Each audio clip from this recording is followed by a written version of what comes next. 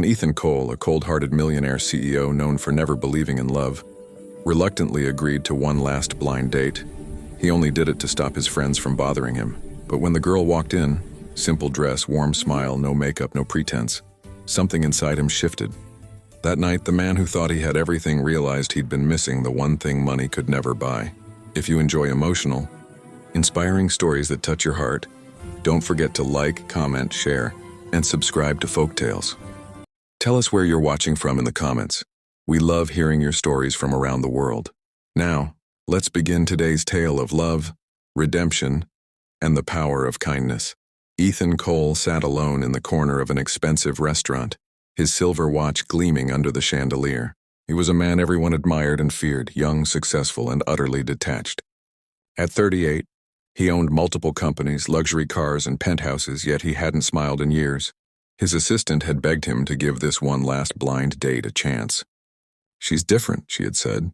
Ethan had only agreed out of boredom. Love was a word he had long erased from his life, along with trust and warmth. When she walked in, he didn't recognize her type. She wasn't dressed in designer clothes, and she didn't wear the usual mask of charm. Her name was Lily Hart, a 29-year-old school teacher who worked with underprivileged kids. She smiled when she saw him, not because of who he was, but because that's who she was, someone who smiled easily. Ethan stood halfway, awkwardly, his usual confidence faltering for the first time in years. "You must be Ethan," she said softly, sitting down. "Thanks for waiting."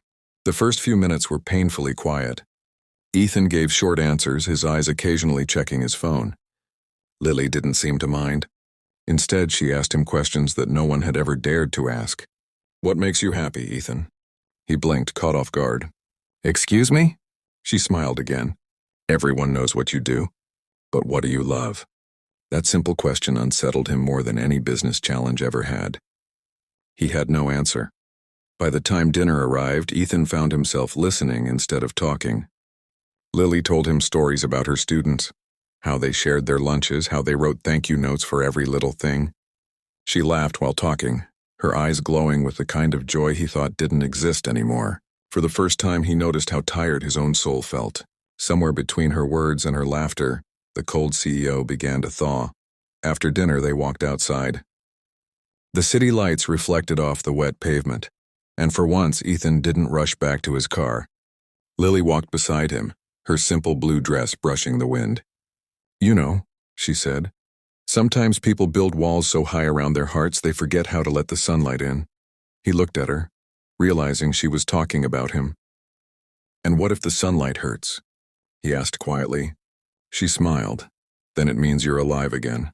That night, Ethan couldn't sleep. He kept replaying her words, her kindness, her calm defiance.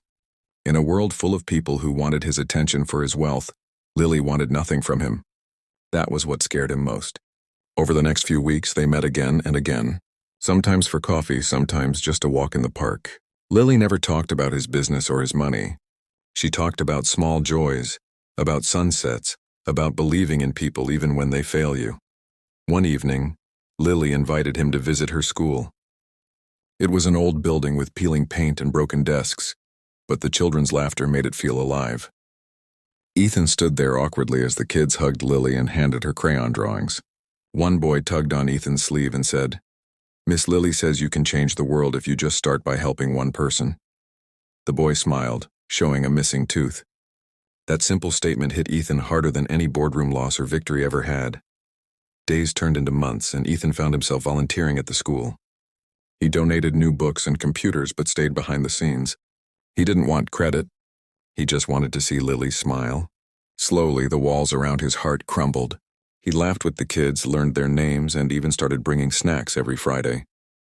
The once cold CEO had found warmth in the laughter of children and the grace of a woman who saw the good in everyone. Then one evening, as they stood outside the school watching the sunset, Ethan turned to Lily and said, "You changed my life." She looked up, surprised. "No, Ethan," she said softly, "you changed your own life. I just reminded you where your heart was." In that moment, he realized that true wealth wasn't in the numbers on a screen, but in the moments that made life worth living. Years later, people still spoke about Ethan Cole, the CEO who rebuilt lives instead of just companies. He established scholarships, opened shelters, and funded free schools across the city, all inspired by one woman's kindness. But whenever people asked him how it all began, he'd simply smile and say, "It started with one blind date, and someone who saw light where I saw nothing."